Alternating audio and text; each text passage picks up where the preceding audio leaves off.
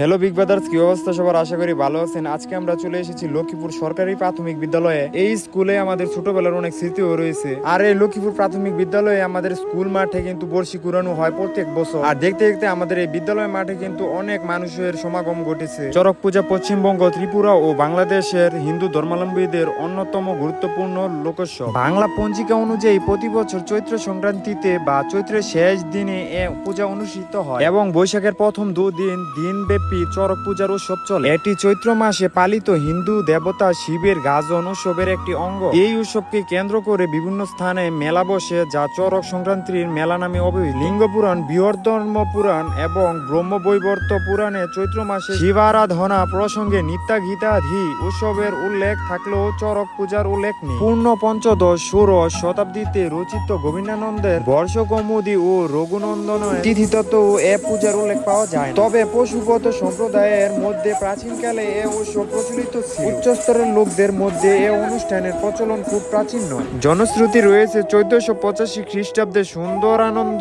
ঠাকুর নামের এক রাজা এই পূজার প্রথম শুরু করেন। কথিত আছে এই দিনে শিব উপাসক বানরাজা দ্বারকাধীশ কৃষ্ণের সঙ্গে যুদ্ধে ক্ষতবিক্ষত হয়ে মহাদেবের প্রীতি উৎপাদন করে আকাঙ্ক্ষায় ভক্তিসূচক নিত্যগীতাধি ও নিজ গাত্ররক্ত ধারা শিবকে তুষ্ট করে অভিষ্ট সিদ্ধ করে। সেই স্মৃতিতে শৈব সম্প্রদায় এই দিনে শিবপ্রীতির জন্য উৎসব করে থাকে। এটি হচ্ছে ইতিহাস। আচার অনুষ্ঠান, গম্ভীরা পূজা বা শিবের গাজন এই চড়ক পূজারই রকম ফের। চড়ক পূজা চৈত্র সংক্রান্তিতে অর্থাৎ চৈত্র মাসের শেষ দিবসে পালিত হয়। এ পূজার বিশেষ অঙ্গের নাম নীল পূজা। পূজার আগের দিন চড়ক গাছটিকে ধুয়ে মুছে পরিষ্কার করা হয়। এতে জল ভরা একটি পাত্রে শিবের প্রতীক শিবলিঙ্গ বা সিঁদুর মিথিত লম্বা কাঠের তক্তা শিবের পাটা রাখা হয়, যা পূজারীদের কাছে বুড়ো শিব নামে পরিচিত। পতিত ব্রাহ্মণ এ পূজার পুরোহিতের দায়িত্ব পালন করেন। পূজার বিশেষ অঙ্গ হলো কুমিরের পূজা। জ্বলন্ত আঙ্গারের উপর হাঁটা, কাটা আর ছুরির উপর লাফানো, বান ফোড়া, শিবের বিয়ে, অগ্নিনৃত্য, চড়ক গাছের দোলা এবং ধানু বাড়ানো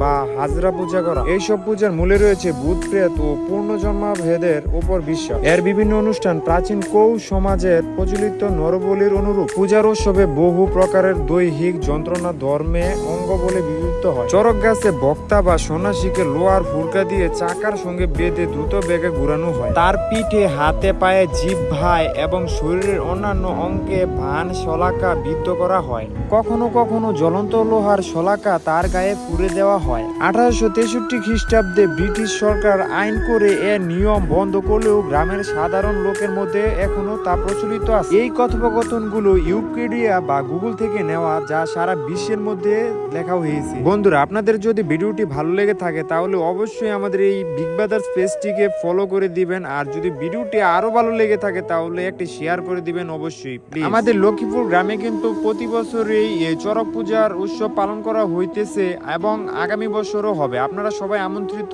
এই বন্ধুরা, প্রতি বছরই আমাদের এই লক্ষ্মীপুর গ্রামে বহুত মানুষের সমাগম ঘটে এই চড়ক পূজায়। আজকের জন্য এই পর্যন্তই। আপনারা ভালো থাকবেন, সুস্থ থাকবেন আর বিগ ব্রাদার্সে অবশ্যই একটি কমেন্ট করে দিয়ে যাবেন। টাটা।